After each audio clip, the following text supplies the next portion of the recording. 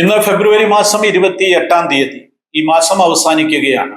ഈ കഴിഞ്ഞൊരു മാസം മുഴുവൻ ലോകത്തിന്റെ എല്ലാ മാധ്യമങ്ങളുടെയും ശ്രദ്ധ മുഴുവൻ അമേരിക്കൻ പ്രസിഡന്റിലും അദ്ദേഹത്തിന്റെ തീരുമാനങ്ങളിലുമായിരുന്നു.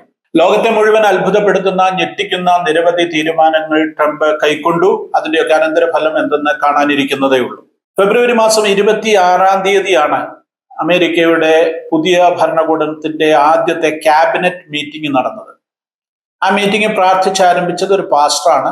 പാസ്റ്റർ എന്ന് പറഞ്ഞാൽ മാത്രം പോരാ, അദ്ദേഹം ട്രംപ് ഭരണകൂടത്തിന്റെ പ്രധാനപ്പെട്ട ഒരു പൊസിഷൻ കൈകാര്യം ചെയ്യുന്ന വ്യക്തിയാണ്. പേര് pastor Scott Turner. United State Housing and Urban ഡെവലപ്മെന്റിന്റെ സെക്രട്ടറി ആയി പ്രവർത്തിക്കുന്ന വ്യക്തിയാണ് ഈ പാസ്റ്റർ ടേണർ. ഈ 53 വയസ്സുകാരൻ ഡാളസിലെ പ്രസ്റ്റൺവുഡ് ബാപ്റ്റിസ്റ്റ് സഭയുടെ അസോസിയേറ്റ് പാസ്റ്റർ ആയിട്ടാണ് പ്രവർത്തിക്കുന്നത്. അദ്ദേഹം ഒരു പാസ്റ്റർ മാത്രമല്ല, നല്ലൊരു ബിസിനസ്സുകാരനും പ്രഭാഷകനും ഒപ്പം ഒരു മുൻ അമേരിക്കൻ ഫുട്ബോളറുമാണ്. ടേണറുടെ ജീവിതകഥയിലേക്ക് പ്രവേശിക്കുന്നതിന് മുൻപേ അദ്ദേഹം വൈറ്റ് ഹൗസിൽ ക്യാബിനറ്റ് മീറ്റിംഗ് പ്രാർത്ഥിച്ചാരംഭിക്കുന്നതിന്റെ ദൃശ്യങ്ങൾ നമുക്കൊന്ന് കാണാം.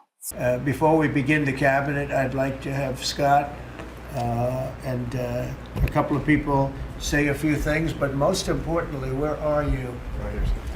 This is a gentleman who's going places, the head of HUD, and he's going to say, you all know him, and you're going to say grace, and then we'll have our meeting, right?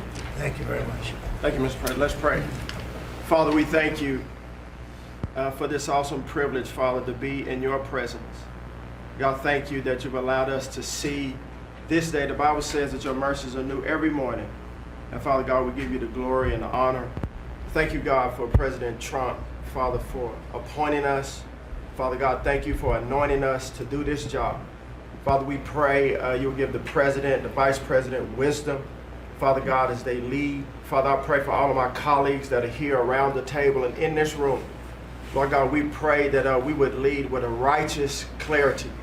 Father God, that as we serve the people of this country in every prospective agency, every job that we have, Father, we would humble ourselves before you and we would lead in the manner that you've called us to lead and to serve. Father, the Bible says that blessed is the nation whose God is the Lord.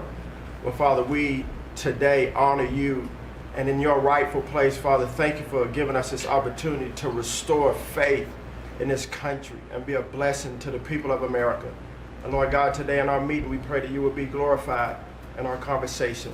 In Jesus' name, amen. അദ്ദേഹത്തിന്റെ ഈ പ്രാർത്ഥന Trump ഭരണകൂടത്തിന് അനുഗ്രഹമായി തീരട്ടെ. കൃത്യമായി ദൈവഹിത പ്രകാരമുള്ള തീരുമാനങ്ങൾ എടുക്കുവാൻ ട്രംപിന്റെ ഭരണകൂടത്തിന് അദ്ദേഹത്തെ സഹായിക്കുന്നവർക്കും സാധിക്കട്ടെ എന്ന് നമുക്കും പ്രാർത്ഥിക്കാം. ഇനി ടേണറുടെ ജീവിതത്തിലേക്ക്. ടെക്സസ് സ്റ്റേറ്റിലെ ഡാളസ് ആണ് ടേണറുടെ ജന്മദേശം. അദ്ദേഹത്തിന്റെ കുടുംബം 4 തലമുറയായിട്ട് ഡാളസിൽ താമസിക്കുന്നു. അദ്ദേഹത്തിന്റെ 10ാമത്തെ വയസ്സിൽ മാതാപിതാക്കൾ വിവാഹമോചനം നേടി വഴിപിരിഞ്ഞു. അതിനുശേഷം അദ്ദേഹം തന്റെ മാതാവിനോടുകൂടിയാണ് ജീവിച്ചത്. ഹൈസ്കൂൾ പഠനകാലത്താണ് ടേണർ അമേരിക്കൻ ഫുട്ബോളിന്റെ വഴികളിലേക്ക് എത്തിച്ചേരുന്നത്. ഒരു പ്രൊഫഷണൽ ഫുട്ബോളർ ആകുക എന്നുള്ള തന്റെ സ്വപ്നത്തിന്റെ പിന്നീടുള്ള അദ്ദേഹത്തിന്റെ ജീവിതം മുഴുവൻ. ആ കാര്യത്തിൽ അദ്ദേഹം വളരെയധികം വിജയിക്കുകയും ചെയ്തു. ഹൈസ്കൂൾ പഠനകാലത്ത് ടേണർ തന്റെ ദൈനംദിന ആവശ്യങ്ങൾക്ക് വേണ്ടി പണം കണ്ടെത്തിയിരുന്നത് ഒരു റെസ്റ്റോറന്റിലെ പാത്രം കഴുകുന്ന ജോലി ചെയ്തുകൊണ്ടായിരുന്നു. ഡാളസിലെ റിച്ചാർഡ്സണിലുള്ള സ്പ്രിംഗ് ക്രീക്ക് ബാർബിക്യൂ എന്ന റെസ്റ്റോറന്റിലാണ് അദ്ദേഹം ജോലി ചെയ്തത്. സ്പോർട്സിൽ മികവ് കാണിച്ച ടേണർക്ക് സ്പോർട്സ് സംബന്ധമായ നിരവധി സ്കോളർഷിപ്പുകൾ ലഭിച്ചു. അങ്ങനെ ഇല്ലിനോയിസ് സർവകലാശാലയിലാണ് തന്റെ ബിരുദ പഠനം നടത്തുവാൻ അദ്ദേഹത്തിന് അവസരം ലഭിച്ചത്. ഫുട്ബോൾ മാത്രമായിരുന്നില്ല അദ്ദേഹത്തിന്റെ വഴി. 200 metre, 400 metre, 4x400 metre relay തുടങ്ങിയ ഇനങ്ങളിലും അദ്ദേഹം മികവ് തെളിയിക്കുകയും ഉന്നതമായ വിജയങ്ങൾ കരസ്ഥമാക്കുകയും ചെയ്തിട്ടുണ്ട്.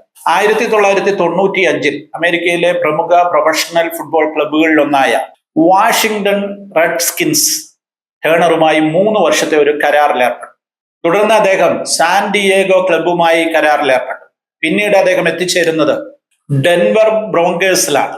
ഡെൻവർ ബ്രോങ്കേഴ്സിന്റെ പരിശീലന ക്യാമ്പിൽ പങ്കെടുക്കുമ്പോൾ അദ്ദേഹത്തിന്റെ കാലിന് പരിക്ക് പറ്റുകയും അങ്ങനെ 2003 അദ്ദേഹം തന്റെ പ്രൊഫഷണൽ ഫുട്ബോൾ ജീവിതം അവസാനിപ്പിക്കുകയും ചെയ്തു.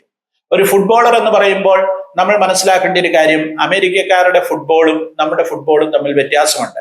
അമേരിക്കക്കാർ നമ്മുടെ ഫുട്ബോൾ എന്ന് പറയുന്നത് സോക്കർ എന്നാണ്. അമേരിക്കൻ ഫുട്ബോൾ തികച്ചും വ്യത്യസ്തമായ മറ്റൊരു ഗെയിമാണ്. 2003 തന്നെയാണ് അദ്ദേഹം രാഷ്ട്രീയ പ്രവേശനം നടത്തുന്നത്. 2003 കളികളില്ലാത്ത ഓഫ് സീസണിൽ അദ്ദേഹം കാലിഫോർണിയയിലാണ് തന്റെ രാഷ്ട്രീയ പ്രവർത്തനങ്ങൾക്ക് തുടക്കം കുറിക്കുന്നത്. പിന്നീട് അദ്ദേഹം ടെക്സസിലേക്ക് മാറുകയായിരുന്നു. 2013 ടെക്സസ് നിയമസഭയിലേക്ക് അദ്ദേഹം തെരഞ്ഞെടുക്കപ്പെട്ടു. പിന്നീട് വീണ്ടും അദ്ദേഹം അതേ പൊസിഷനിലെത്തുകയും 2017 വരെ ആ പദവിയിൽ തുടരുകയും ചെയ്തു. 2019 അന്നത്തെ ട്രംപ് ഭരണകൂടം വൈറ്റ് ഹൗസിലെ ഒരു പ്രധാനപ്പെട്ട ചുമതലയിലേക്ക് ടേണറെ എത്തിക്കുന്നു. വൈറ്റ് ഹൗസ് ഓപ്പർച്യൂണിറ്റി റിവൈറ്റലൈസേഷൻ കൗൺസിലിന്റെ ഡയറക്ടറായിട്ടായിരുന്നു അദ്ദേഹത്തിന് നിയമനം. ഇപ്പോൾ വീണ്ടും ട്രംപ് ഭരണകൂടം അധികാരത്തിലെത്തിയിരിക്കുമ്പോൾ ഭവന നഗര വികസന കാര്യങ്ങളുടെ ചുമതലയിലേക്കാണ് അദ്ദേഹം ഉയർത്തപ്പെട്ടിരിക്കുന്നത്. പ്രധാനപ്പെട്ട ഒരു പദവിയിലാണ് അദ്ദേഹം ഇപ്പോൾ എത്തിയിരിക്കുന്നത്. ഇല്ലിനോയിലെ പഠനകാലത്ത് താൻ കണ്ടുമുട്ടിയ റോബിൻ എന്ന യുവതിയാണ് ടേണറുടെ ഭാര്യ. ഇവരിരുവരും ചേർന്ന് നിരവധി വമ്പൻ ബിസിനസ്സുകൾ നടത്തുന്നുണ്ട്. അതിലൊന്നാണ് പ്രസിദ്ധമായ പുരുഷന്മാർക്ക് വേണ്ടിയുള്ള വസ്ത്രനിർമ്മാണ കമ്പനിയായ സ്റ്റേറ്റ്മാൻസ് ക്ലോത്തിയേഴ്സ്. ഡാളസിലെ പ്രസ്റ്റൺവുഡ് ബാപ്റ്റിസ്റ്റ് സഭയിൽ അംഗമായിരിക്കുന്ന ടേണറും കുടുംബവും ദീർഘവർഷങ്ങളായി ആ സഭയുടെ ഭാഗമാണ്, അതിലെ സജീവ അംഗങ്ങളാണ്. മാത്രവുമല്ല, അദ്ദേഹം ആ സഭയുടെ അസോസിയേറ്റ് പാസ്റ്ററാണ്.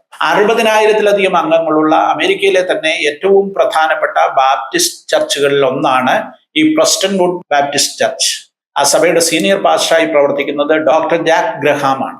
ഏതായാലും അമേരിക്കൻ ഭരണകൂടത്തിന്റെ ആദ്യ ക്യാബിനറ്റ് മീറ്റിംഗ് പ്രാർത്ഥിച്ചാരംഭിക്കുവാൻ ട്രംപ് നിയോഗിച്ചത് പാസ്റ്റർ സ്കോട്ട് ടേണറെയാണ്. അമേരിക്കൻ ഭരണകൂടത്തിന് വളരെയധികം പ്രാർത്ഥന ആവശ്യമുള്ള ഒരു കാലഘട്ടമാണ് ഇനി വരുവാൻ പോകുന്നതെന്ന് നമുക്കറിയാം. ഒരു ആധുനിക കാല ദാനിയേലിനെ പോലെ സ്കോട്ട് ടേണർ എന്ന ഈ ദൈവദാസന് അമേരിക്കൻ ഭരണകൂടത്തെ തന്റെ പ്രാർത്ഥനകളിലൂടെ നയിക്കുവാൻ സാധിക്കട്ടെ എന്ന് നമുക്കും പ്രാർത്ഥിക്കാം.